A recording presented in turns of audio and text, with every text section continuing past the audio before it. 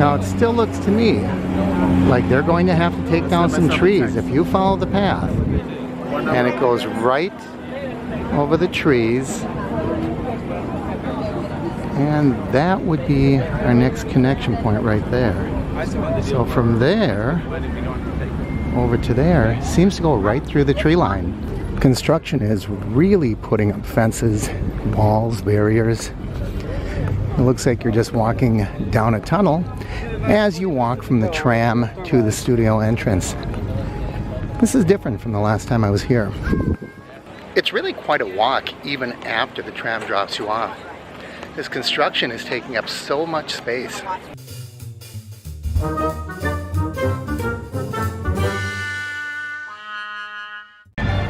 And finally, we made it to the gates. Today finds us at Walt Disney's Hollywood Studios, and I'm here to answer a question. Is Toy Story Land all it's built up to be, or is it just a bunch of Madison Avenue hype? When it first opened up, everyone was very excited, including me. I was here, not opening day, but the second day, and I still haven't ridden Slinky Ride 2 months later. We're going to head over there and try to look at that portion of the park from a more unbiased eye. And the Star Wars show is going on. Now they have this street blocked off. Last time we were here, I was questioning what they were going to do with that street behind me. That's where Toy Story Mania used to be, and also where they used to have the meet and greet for Cruz Ramirez. And it ends right at the proposed, or the new, I shouldn't say proposed, they're already well into building it, the new Star Wars area. And I was wondering myself, what's going to happen with that street? And it is now completely blocked off. And as we turn to the right from what's behind me, we'll be entering Toy Story Land. So let's go. And there it is. And one of the first things we see upon entering Toy Story Land is a greeting by Sheriff Woody. And of course, this is a popular photo spot. And the next thing that is the centerpiece, I suppose you might say, is a Slinky Dog ride. And of course, if you listen carefully, all of those characters, like Rex and Jessie, will talk.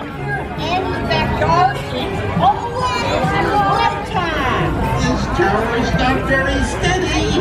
Can't we get Buzz to help decorate, or Wheezy, or Sarge, or anyone?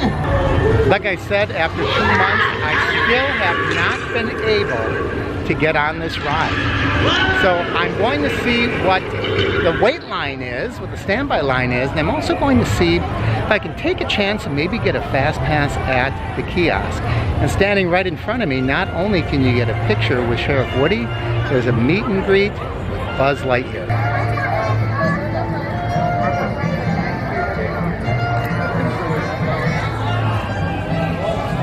Here's Toy Story Mania. Of course, Toy Story Mania was always here. It had a different entrance. It was down that street I was showing you that's closed off. But today, it's a 15-minute wait. Now, we are here on a Sunday, so it's probably a very popular day. Nevertheless, that's a long wait for a ride, isn't it? Let's continue on and see what the wait is for Slinky. Midway Games, this is a meet and greet for Jessie and Woody.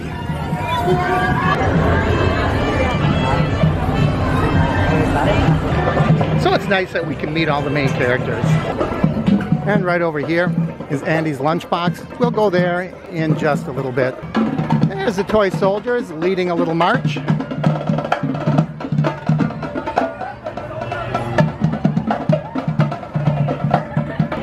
"75 minutes. That's a long wait for any ride. I'm thinking about doing it just to show you what this ride is like. I've never waited 70 minutes for a ride in my life. I'm setting my timer. We'll see how long this takes. I'm also going to see if the Disney gameplay app, I forget what it's called right now, I loaded it yesterday when I was on Soarin'. We'll see if they have something to do when you're in this long line. It's a pretty miserable wait. There is no coverage, of course, being a new park.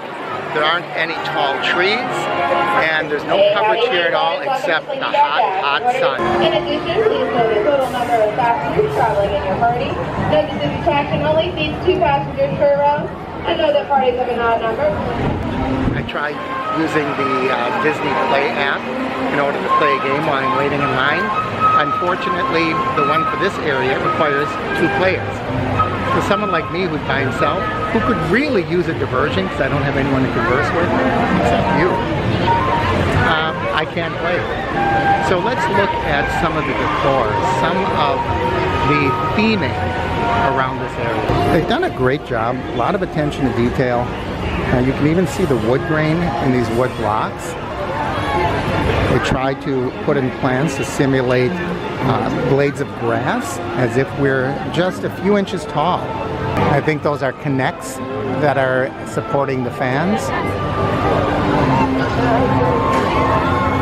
Once again, there's wooden blocks holding up the roof, and the roof looks like it's the carrying case for the Dash and what is it? What do they call it?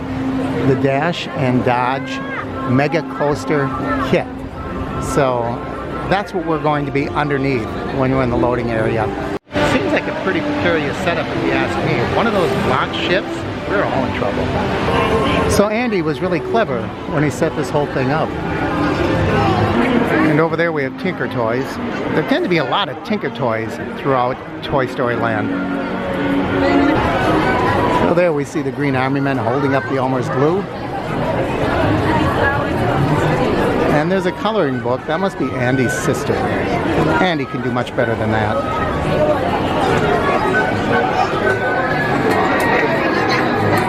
And what is that called? It's kind of like a Viewmaster.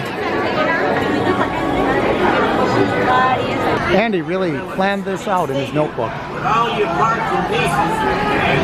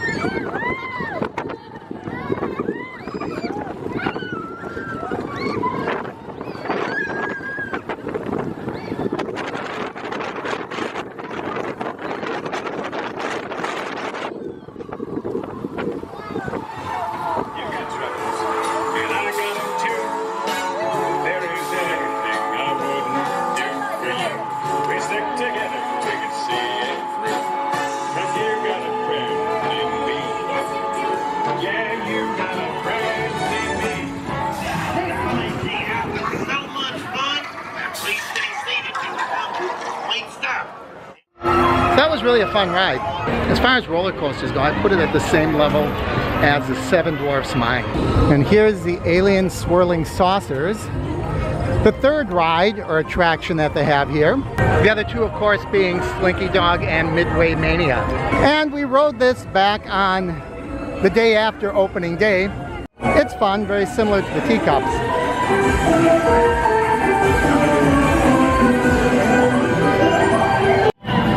And man, oh man, you can really see Star Wars Land coming along here. It won't be long before we'll be walking over there. I wonder how they're going to handle the end of the road here, because it doesn't seem like a natural transition. and yet it's right next door. Unless you're planning on putting up some kind of a wall or barrier, this is going to be a tough one moving from Toy Story Land into Star Wars. Well, that's one of the interesting things about coming back to the park, is there's always something different. Standby for swirling saucers is 40 minutes. I don't think I'm going to wait today. Once again, the theming is really fantastic. They have Scrabble pieces as the words for the restroom. It's held up by a Tinker Toy box, and on this side, a cereal box, lassos, and there's Cootie. There's a Cootie box holding it up on the other side, a giant #2 pencil, Ticonderoga, and then those blocks. I'll tell you, if that's Andy's doing, he's almost like a mathematician, making those blocks fit together so perfectly.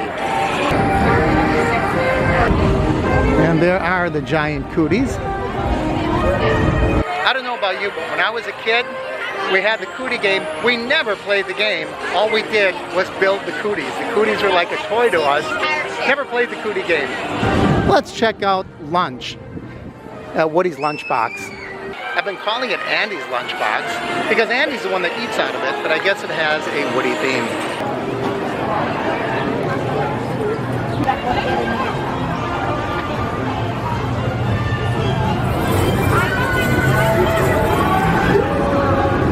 And of course, what would Pixar be without some appearance of the Pixar Ball? It's quite a line for the meet and greet for Woody and Jessie. 50 minutes for Toy Story Mania. I haven't done it in a while. I think I'll try it. Well, this doesn't seem right. I feel like I'm passing by everybody. And we're right behind the meet and greet. More fantastic theming. I love the Viewmaster. They have this at the Buzz Lightyear attraction, Tomorrowland as well. Rocky Gibraltar? I don't think I know him. I know Stretch Armstrong. There was a time when all of this would have been hand painted directly onto the walls. I don't think it is anymore though. It seems to be kind of like a wallpaper, like the artist probably created it and then it was somehow printed before being hung in the walls.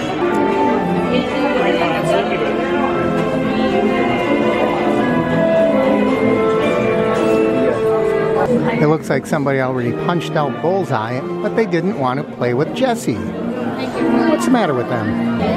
And I love Etch-a-Sketch. Can you imagine having the skill to do something like that in an Etch-a-Sketch?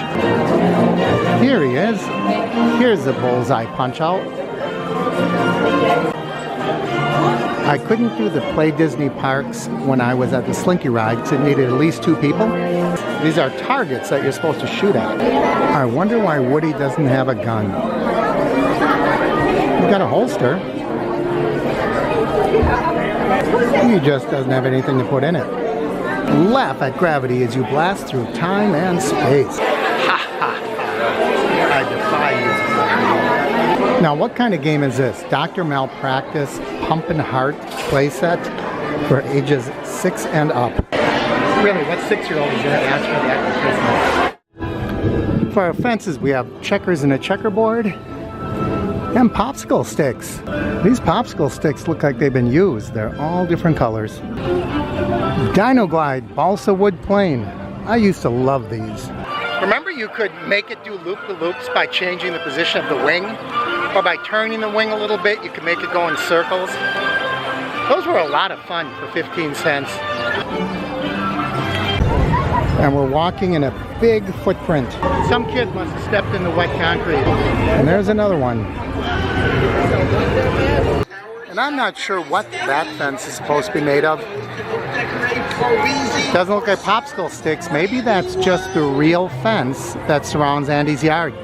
The park benches are certainly made out of popsicle sticks. I wonder what they're doing here. They're moving a big scrim or reflector or something. One thing I can say is there simply is not enough shade. But right now I have a fast pass for Tower of Terror. And then we're going to find a shady place and we're going to talk about my initial question.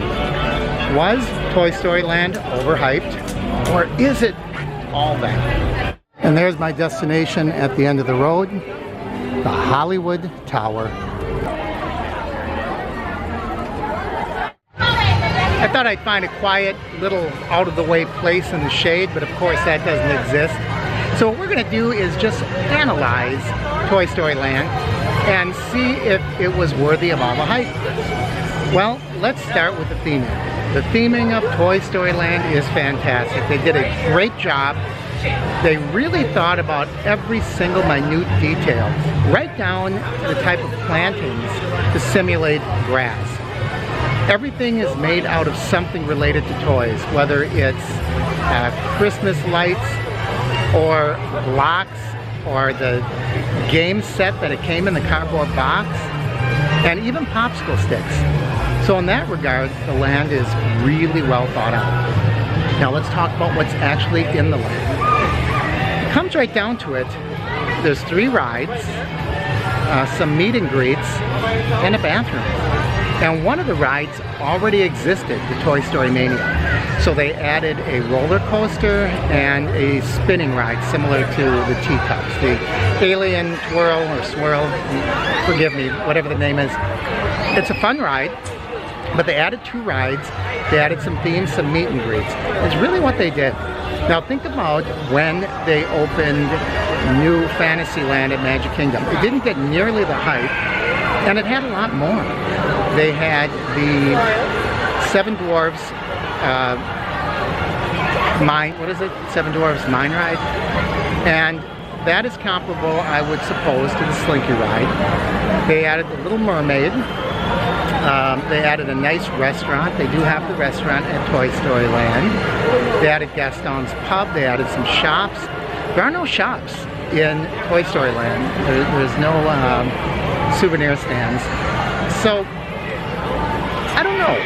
I think for 2 rides and a counter service restaurant, which by the way was sorely needed here in studios, so I agree with that. It was a good addition, but I don't know if it was worthy of all the hype. When you go down that street, you do run into a dead end, so it is kind of a area that you get blocked off. You got to turn around and come right back. Now there are other places like that in Walt Disney World, most notably in Magic Kingdom. When you walk down into Storybook Circus, there's no place to go. You turn around and come back. In Frontierland, when you go by Splash Mountain and Big Thunder Mountain, you pretty much have to turn around and come back. So in that regard, it's not the first time that Disney has done that. But I think ultimately make up your own mind. When you go down there, you wait a long, long time. I waited over an hour to go on that roller coaster. But it's the same thing with the 7 Dwarfs. It's about the same waiting time. I would really call those 2 rides comparable, although I think the 7 Dwarfs theming is just a little bit better. I like when you go through Snow White's house or the 7 Dwarfs house and they're having their party and dancing. That's an interesting aspect. The theming is nice on that ride, but it's pretty much the same theming on the rest of the land. It's not like you have a themed ride. You have a land with a ride in it that has consistent theming. And the same can be said for the Midway Mania. And the Alien ride's a little different, but still, it's the toy Alien. So I hope I don't sound like I'm down on it. I do like Toy Story Land. I just think it might have been just a smidgen overhyped for what it is. What it boils down to is you got 2 more rides and a place to eat and a few meats. But, you know, leave your comments down below. Everybody has an opinion on this. Some of you may think this is the greatest change that the studios have put in a long, long time. And I might tend to agree with you, although they've been doing a lot of great upgrades. It's going to be hard to beat Star Wars when it opens. So, as always, leave your comments down below. I love it when you share and like the videos. And if you haven't already, please subscribe. I'm Mark from the Average Me channel. I absolutely love Tower of Terror. One of my favorite rides at the studios. If I had to pick 2 or 3, Tower of Terror would be #1. Rock and Roller Coaster's #2, and the Star Tours is #3. But the park's growing, so that list may change. And I always say this is the best place to meet Donald and Daisy in their classic garb. Right here at Antiques and Curios.